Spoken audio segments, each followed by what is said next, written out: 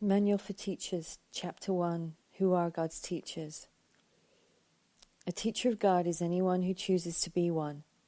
His qualifications consist solely in this. Somehow, somewhere, he has made a deliberate choice in which he did not see his interests as apart from someone else's. Once he has done that, his road is established and his direction is sure. A light has entered the darkness. It may be a single light, but that is enough. He has entered an agreement with God, even if he does not yet believe in him. He has become a bringer of salvation. He has become a teacher of God. They come from all over the world. They come from all religions and from no religion. They are the ones who have answered. The call is universal. It goes on all the time, everywhere. It calls for teachers to speak for it and redeem the world. Many hear it, but few will answer. But it is all a matter of time. Everyone will answer in the end, but the end can be a long, long way off. It is because of this that the plan of the teachers was established. Their function is to save time.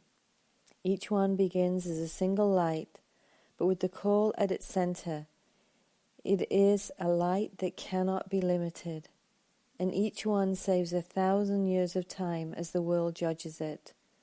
To the call itself, time has no meaning. There is a course for every teacher of God. The form of the course varies greatly. So do the particular teaching aids involved. But the content of the course never changes. Its central theme is always, God's Son is guiltless, and in his innocence is his salvation. It can be taught by actions or thoughts, in words or soundlessly, in any language or in no language, in any place or time or manner. It does not matter who the teacher was before he heard the call. He has become a savior by his answering. He has seen someone else as himself. He has therefore found his own salvation and the salvation of the world. In his rebirth is the world reborn. This is a manual for a special curriculum, intended for teachers of a special form of the universal course. There are many thousands of other forms, all with the same outcome. They merely save time. Yet it is time alone that winds on wearily, and the world is very tired now. It is old and worn and without hope. There was never a question of outcome, for what can change the will of God? But time, with its illusions of change and death, wears out the world and all things in it. Yet time has an ending, and it is this that the teachers of God are appointed to bring about. For time is in their hands. Such was their choice, and it is given them.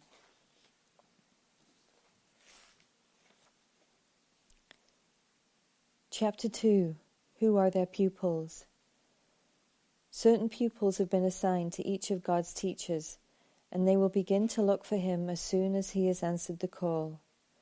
They were chosen for him because the form of the universal curriculum that he will teach is best for them in view of their level of understanding. His pupils have been waiting for him, for his coming is certain. Again, it is only a matter of time. Once he is chosen to fulfill his role, they are ready to fulfill theirs. Time waits on his choice, but not on whom he will serve. When he is ready to learn, the opportunities to teach will be provided for him. In order to understand the teaching-learning plan of salvation, it is necessary to grasp the concept of time which the course sets forth. Atonement corrects illusions, not the truth. Therefore it corrects what never was. Further, the plan for this correction was established and completed simultaneously, for the will of God is entirely apart from time. So is all reality, being of him. The instant the idea of separation entered the mind of God's Son, in that same instant was God's answer given. In time this happened very long ago. In reality, it never happened at all. The world of time is the world of illusion. What happened long ago seems to be happening now. Choices made long ago appear to be open, yet to be made. What has been learned and understood and long ago passed by is looked upon as a new thought, a fresh idea, a different approach. Because your will is free, you can accept what has already happened at any time you choose, and only then will you realize that it was always there. As the Course emphasizes, you are not free to choose the curriculum or even the form in which you will learn it.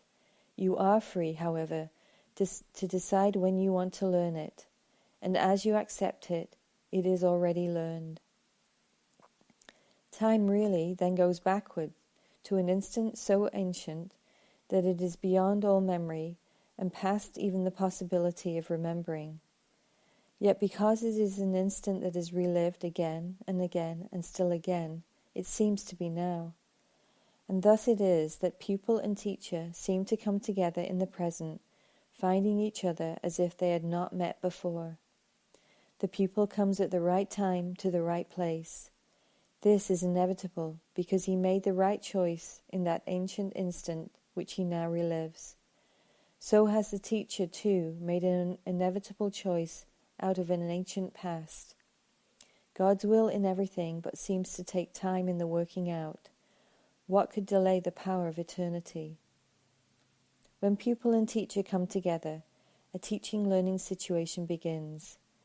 For the teacher is not really the one who does the teaching.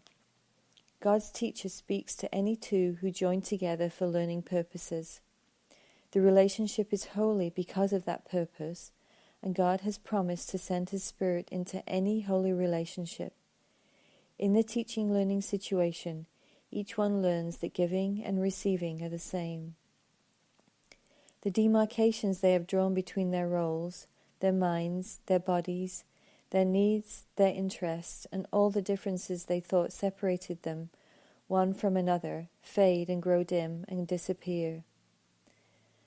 Those who would learn the same course share one interest and one goal, and thus he who was the learner becomes a teacher of God Himself, for he has made the one decision that gave his teacher to him. He has seen in another person the same interests as his own.